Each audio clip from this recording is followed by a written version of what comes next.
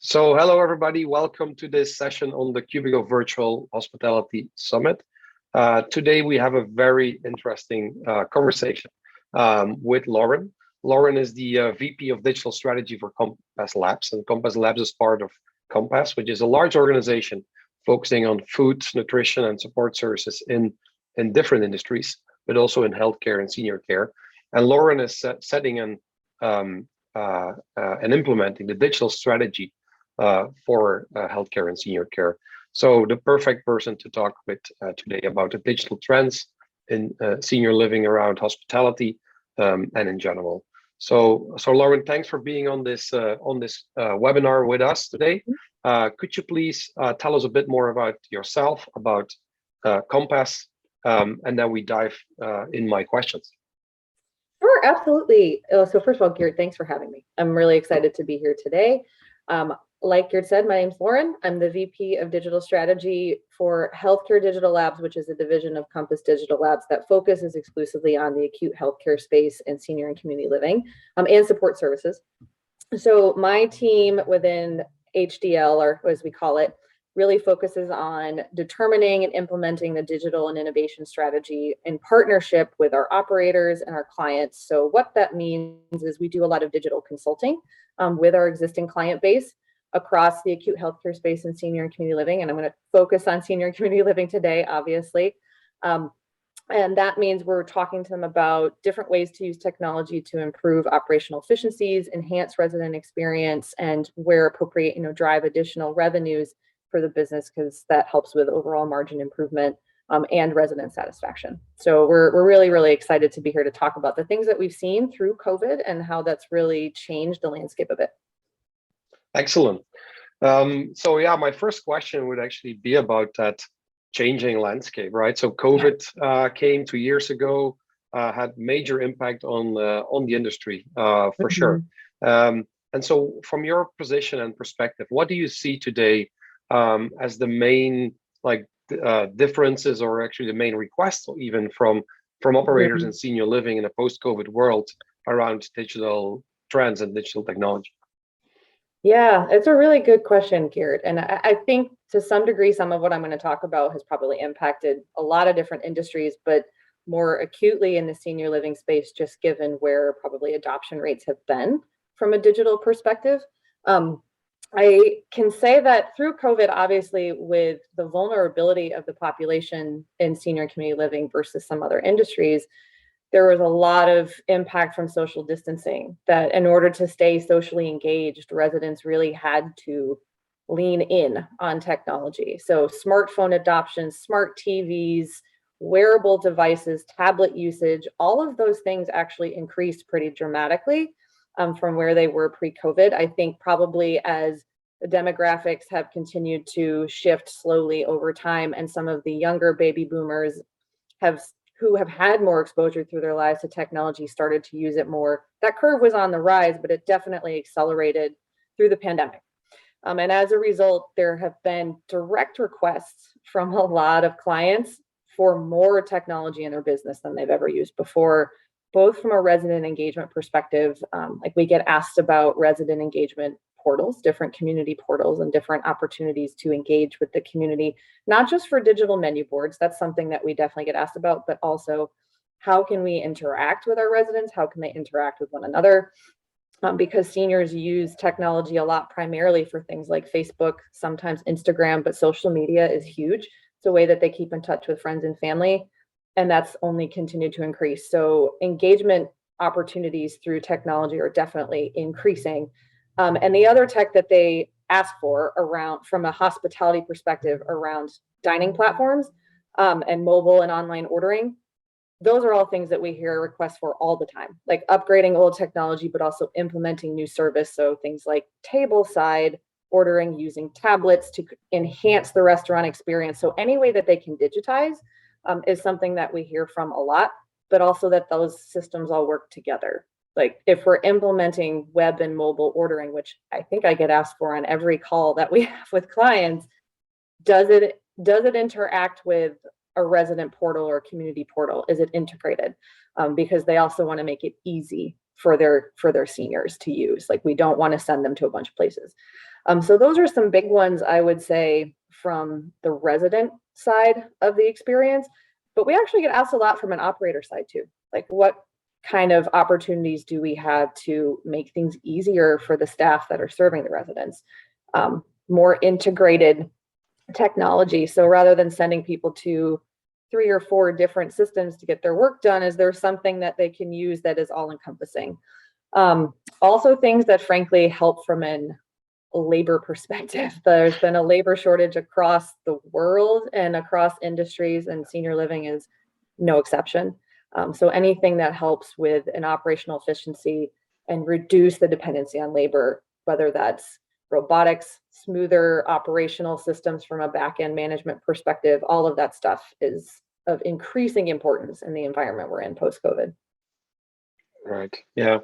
Yeah. I think we see definitely the same challenges, and Sure. technology is great, but you have to get it implemented, right? And so there are definitely some specific challenges in this industry with the implementation of technology. What are the challenges that you see from your side of the industry as being a third party service provider, talking with a lot of operators? What are the challenges for implementing technology in this industry?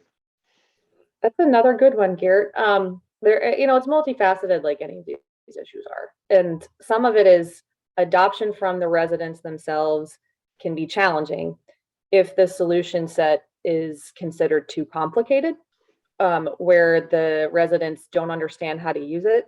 So I think a key element that can help from an adoption perspective is if the residents get to be a part of the solution selection. And I can say that there are some communities that we've talked to who have kind of a resident board or group who do have a say. We've been asked for demos where the residents could actually interact with it and play with it. That actually helps. And when they don't get to do that, I do think that can make it difficult for the tech to get used, because I work with communities every day, hospitals every day. I obviously am in digital and I'm a fan of technology, but I don't think implementing technology for the sake of implementing technology is ever a good use of money or time. So implementation can be helped from an adoption perspective if people who are in these communities can be a part of the selection process. I also think, just from a pure technical perspective, Garrett, not every community has the right network infrastructure or systems architecture to really take on some of the solutions they're asking for. We've had communities that don't even have Wi-Fi. And if you don't have basic Wi-Fi, then some of the solutions we want to put in clearly aren't going to work. So there's a lot of catching up to do for certain communities, even at a basic level. And I think that those things can definitely impact implementation in general. But then the other element I mentioned early on about the technology set needing to be easy to understand, easy to use. And if the seniors who are involved, or seniors get to be involved from the outset, that can definitely help with adoption. Right. Yeah, that's a very good point. I think like this user-centered approach of not only selecting the technology, but even designing the technology with the user, and the co-creation there is key in today's world, specifically for this target group, right? So talking about challenges, we have the resident, of course, and there is a gap to close with adoption of technology. But typically, you have also a lot of challenges with the team members and staff. And that's at least what we experience as well, because not every staff and team member is as tech savvy as the other one. So do you see that as well with your employees, and how do you cope with that? Yeah, that is a very excellent point, and I don't think you're alone in that. We definitely see that with our operational staff. Food service in general, and probably support services to some degree, the actual tasks that you're doing often, whether it's culinary in the production side, or being a server, or delivering food, or being in a janitorial sense or service where you're actually cleaning, those are very manual, labor-oriented tasks that don't always immediately lend themselves to digitization. So we do see a lot of challenges with operators being a little bit fearful sometimes of the actual technology solutions. sometimes from the perspective of what is this going to do to my job? Like, is this going to replace me? But also just some level of discomfort over like how to use it. Is this going to make my job easier? Is it going to add time to my day? Is it going to make it harder? I think what it comes down to from an adoption perspective is similar to what we've just talked about with co-creation with seniors. I think having the actual operational staff being a part of the decision process where they get to see the solution before it comes in, they get plenty of education. So getting early buy-in, I think, is really helpful, but also picking a solution that isn't overly complicated. I mean, good design, when it's something is really well designed, is incredibly easy to use. That means it's been thoughtfully put together.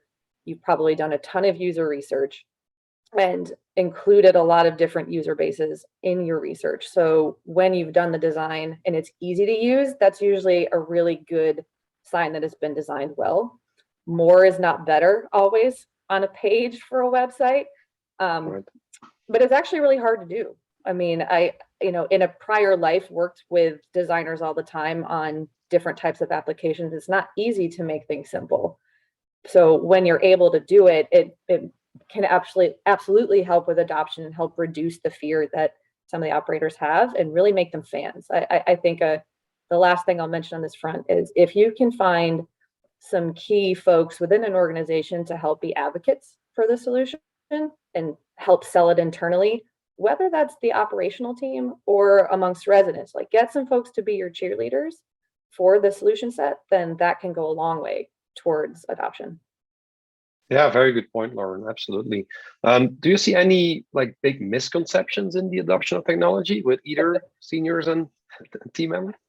Yeah, I mean, I have older parents and I laugh sometimes because one of them is really good at figuring out new tech and the other one is not always. So I do think there's a conception that seniors and technology don't play well together or mix, and that they're afraid of it, they don't want it, they're resistant to it, but that's just really not true. Like it's not. I mean, you can actually go ahead and Google and find different research that show like adoption rates of technology, like I mentioned earlier, have gone up dramatically through COVID. Like I think over 2/3 of seniors have smartphones and or tablets, and the ones who have tablets, like 80% of them use it daily. So they have the technology and they're using it. What they don't often get to do is do the co-creation you mentioned before, Geert. They're not always considered when things are being designed. So small font on a screen, not enough color contrast on the screen for the font that's there, things that make it hard to see and to interact with, can be discouraging and cause frustration. So I think that the misconception that seniors don't like tech is not necessarily true. And that's especially going to continue to shift again as younger baby boomers and older Xers start moving into that demographic. They've used technology in their work life and their personal life increasingly. So it's really going to be more about how can solutions be designed with their inclusion in the process and with their needs in mind. I mean, in reality, again, coming from a past life, if you think about usability in your technology, if you design with usability in mind for everyone, it impacts everybody in a positive way. Even people who don't have, vision impairment or hearing impairment, if I design with those in mind, then it works better for everybody. Absolutely. Yeah, you're making a great point here, and I think people refer to what they call like universal design, right? So you design it for basically everybody, and it's not only simple to use, but you always have to, in my opinion at least, to add a bit of sexiness to it as well. Like make it slick, make it cool, and not only simple. Because if it is too simple, sometimes it can be stigmatizing. And that is also hard to sell to a target group like seniors, because nobody wants to be old, nobody wants to be a senior, right? So and I think that's a great lesson we can learn from these companies like Apple. It's super simple, but it has also that design element or design touch to it that makes it adopted. It's very sleek and modern and sophisticated, like the Apple products are, and there are other companies that do a great job with that as well. But you're right, like having an element of sophistication to the design is also important, because seniors don't want to be pandered to through technology. Like, we're talking about senior living communities, and the way that I've seen in my interaction with those communities think about themselves is these are sophisticated places for active people to come and live really rich, full lives. Like, we don't need to be pandered to. Like, we are just as important a demographic as the 20 somethings who are using these technologies. So we absolutely have to treat people with respect and be consistently including them in the way that we're putting things together from a technology and digital perspective. Yeah, absolutely, absolutely. So you talk obviously with a lot of vendors and Yeah. and you know a lot of technology providers out there. Like, what is for you, like, the area of opportunity, and probably there are multiple, but what are these areas where you would like recommend vendors and partners to look at going forward in the short term, but maybe even in the Yeah. midterm, long term, regarding So, innovation? yeah, that I do talk to a lot of vendors, and there are a ton of different solutions out there. I mean, like I mentioned before, we get asked about mobile ordering, we get asked about reservations modules, where seniors want to be able to sometimes not just reserve a table, but reserve a specific table and a specific seat. I mean, so customization is something that, from a resident perspective, they care a lot about. Increasing amounts of self-service, things that put power back into the hands of the user. And I will say that self-service is not unique to senior living at all. Like, we definitely see that across the board, because it helps operations teams from a labor perspective. So it's very operationally efficient. It's also a growth of the pandemic. I think people having to do a lot more for themselves. But creating that sense of empowerment, I think, is big. And that exists across mobile ordering and reservations. From an operational perspective, there are definitely opportunities to reduce the dependency on labor, whether that's in food production, so robots that can actually help produce the food, or do delivery. We definitely get asked about those, whether it's over a short space within a dining room or within a community to bring people food. We've been asked about things that on the support services side as well, like robots to clean a bathroom, for example. There are a lot of different opportunities that I think cut across a lot of areas of hospitality that really, at the end of the day, are about how can we increase our operational efficiency and reduce the dependency on labor. That's huge. But also all of the different elements I mentioned: mobile ordering, reservations, community engagement portal, integrated solutions. Like, that is key, both from a resident perspective, so I don't have to go to one place to make my reservation and another to order my food and another to, see what events are going on in my community. Something that can actually pull all of that information into one place is going to be key. Very, very key. And I also think, from an operator perspective, something that gives me a view to all of the things going on within my community and give me actionable data insights is also huge. So in general, like, reducing complexity while increasing functionality, which sounds kind of like a paradox, but is really what we see as a huge opportunity. I do think there's a place for robotics in some of these communities, but it's going to be in specific use cases. They're not always the most affordable. So there's definitely room to improve on that front, but I do think there's some areas there. But honestly, there could be things, Geert, that we're not even thinking about yet that I'm sure will come up. There was an article I read where, through the co-creation process, a resident was talking about an existing problem: residents losing their keys. And why can't I use my phone to unlock my door like I can turn on my car? So in reality, that exists today. I mean, go use one of the hotel apps. You can unlock your hotel door from your phone using like RFID or NFC. Like, there's definitely ways to do that now, but we haven't applied it in some of these situations. So I think that there's opportunities to learn from other sectors too. And the last one I'll mention, and this one I think is a broader trend that we see, is just rethinking the business models from a hospitality perspective. Where in our healthcare business, our acute care business, we see a shift in the points of care where patients are being taken care of to not necessarily in a hospital anymore, a lot of in the senior living space, there's the concept of aging in place, and that more and more seniors are wanting to age in place in their homes. And how do residential communities respond to that? Like, how do they actually extend their services outside of the four walls of their facility? And then what digital needs do they have from a resident engagement perspective, or food ordering perspective, or even delivery perspective? And that's just three categories. How do you utilize those to service folks who are still in your broader community, but not physically in your space? Right.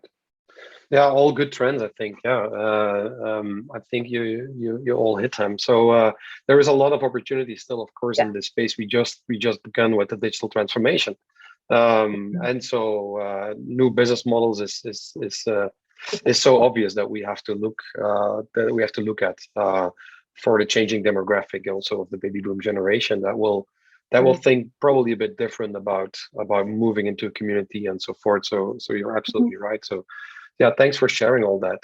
That was very, very insightful. Yeah, our time is up, Lauren. So I would really like to thank you for this great conversation, for all your insights and the experiences you shared with us today. Yeah, if people want to connect with you, they can find you on LinkedIn probably, and we will also definitely share contact information. So thanks again. And I wish you a good rest of the day. Thank you so much. Happy to be here, Garrett. Thank you, guys. Bye.